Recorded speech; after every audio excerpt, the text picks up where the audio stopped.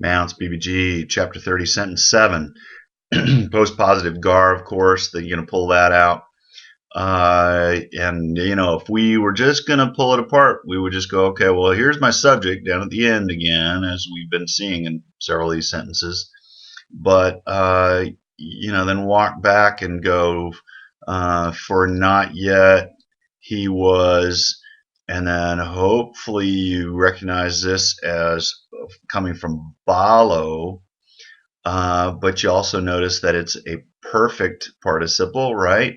And it's a perfect participle from balo, which is also passive.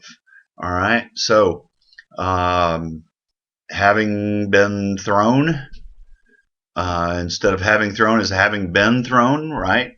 So was not yet, he was having been thrown into prison. So John was not yet having been thrown into the prison or prison.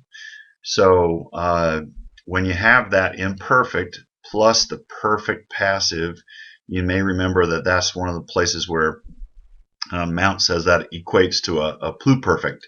So that's where you're going to want to go back and go, okay, I understand it, but it's not the way we would say it in English. So you're going to go back and go, all right, I've got an imperfect here, and this periphrastic construction was having been thrown, but and then negated. So you're going to say, for John had not yet been thrown.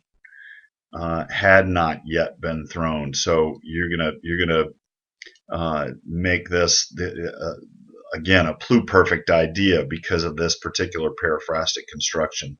So, and that's one of the last pages in the chapter where he gives you a chart about how that plays out when you have, like what kind of verb with what kind of participle yields what kind of tense idea in English. So again, here we want this periphrastic construction to kind of yield a pluperfect idea.